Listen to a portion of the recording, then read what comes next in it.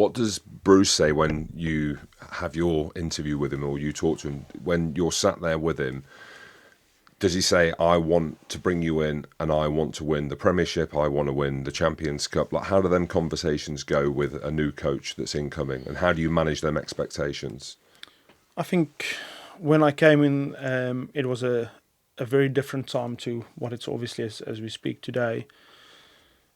Bruce's biggest vision was a winning team in the heart of the city and people being happy, and a club that was exceptional. He speaks about this word exceptional, and what Bruce has done in his let's call it his personal life, his business life has been exceptional. So I could align with that vision. At the time, he said, "Johan, do you believe you can make us better?" And I said, "Yes, I do believe I can make the club better." I think the main thing from my side was this isn't going to be a short-term project. It needs to be a long-term project. I don't believe in short-term success because success is about people. It's about making people better and taking people with you on a journey. And I said that if you allow me and the people that we all bring in time, we will get better. There was never a discussion about a trophy. There was never a timeline on what we need to achieve. I spoke about this is going to be a journey, and it was 3 years initially. But there was never a discussion about you've got to win a trophy by this time, or he was actually amazing in terms of support. I'm good when I know exactly where I'm going, and there's this game that we played when we were in primary school. It's called Game 24. It's kind of gives you four numbers between 1 and 9. You've got to use each once, and you can plus, minus, subtract, and multiply. So I'll give you a very simplistic example: 1, 2, 3, and 4. So 4 times 3 is 12, times 2 is 24, times 1 is 24. Or a more difficult one: 9, 8, 3, and 1. You can go the easy way. 9 divided 3 is 3, times 8 is 24, times 1 is 24. Or 9 times 8 is 72, divided by 3 is 24, times 1 is 24. The point I want to make is I didn't know at the time exactly how we're going to get there. I knew what we needed to put in place, but I could see the end result. I could see people in the city. I could see a full rec. I could see a winning team by performing consistently. And I think that's the bit. We don't speak about results. We speak about a process, and you need certain things in place for a process-driven winning team with a world-class pressure environment, because ultimately we all want to win. We want to be part of something special, and that's been led by Bruce and the board, and they've allowed all of us the time and the resources to build a team that can consistently compete. And I'd like to think we've done that over the last 3 years. I was going to ask, what do you need? So if you were to make a spine of the team, the squad, and the wider squad as well, like if there was a few things, I know there's a load of things. I was at Saracens when we had the success that we had. I was at Scotland where we didn't have any success, and I had my views of like what the spine of the team should be. For example, superficially, if you want to call it that, you need a world-class 10.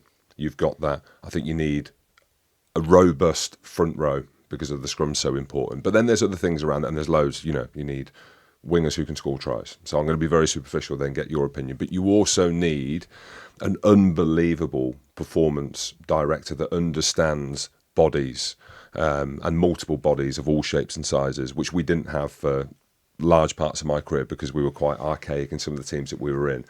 But in the successful ones, like Leicester, when it was old school, I could kind of pinpoint the spine of the team and all of these different things. We were probably ahead of our time when it came to performance. And then Sarries was the perfect example because we had world-class players as well, but we had an unbelievable performance strategy in the background as well.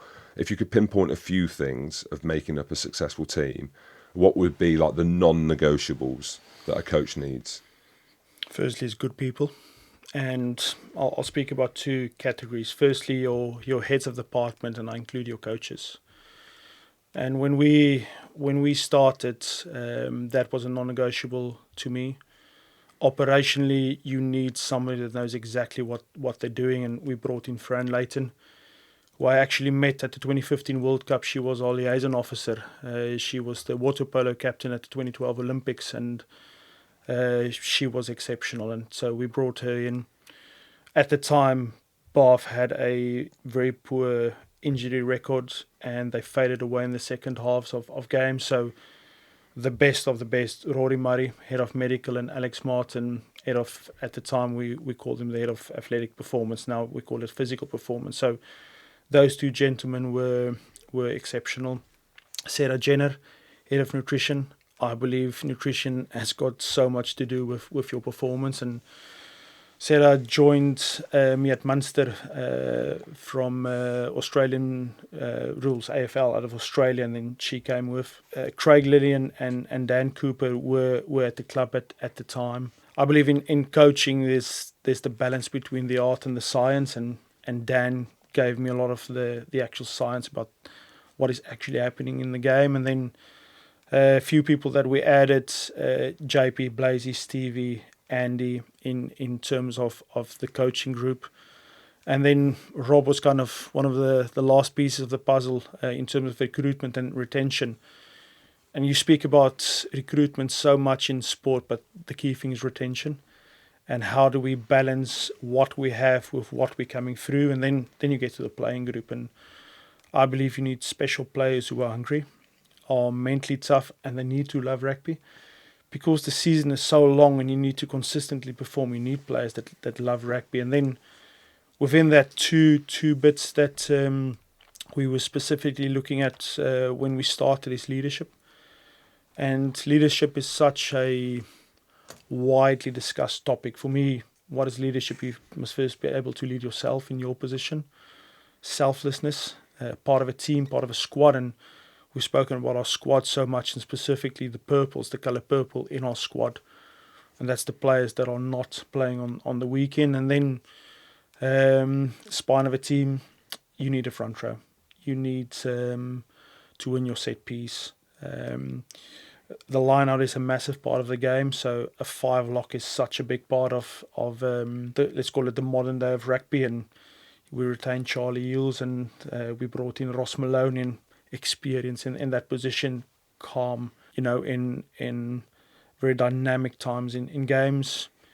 You need a 9 and a 10, because ultimately those are the two most important positions in my view. And if you look at champion winning sides, World Cups, Champions Cups, Super Rugby titles, Premiership winning titles, it's your 9 and your 10. Then multi-skilled backline players, guys that can play multiple positions.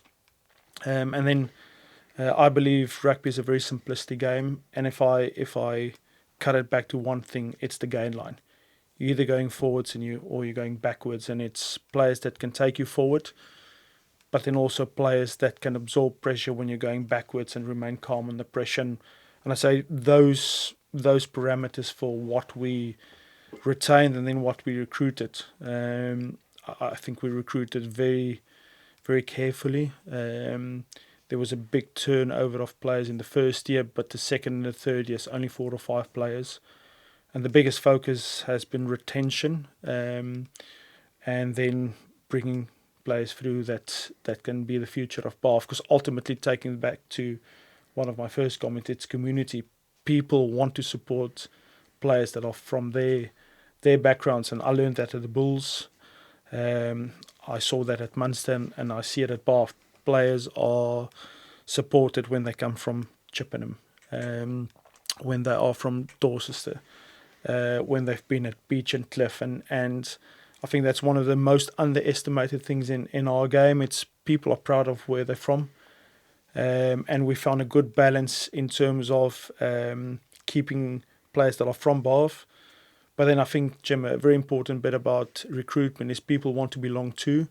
People don't want to be told to. People want to belong to. And we've made our environment that any new player coming in is part of Bath, and they're part of that environment. So people, it all comes down to people in my view.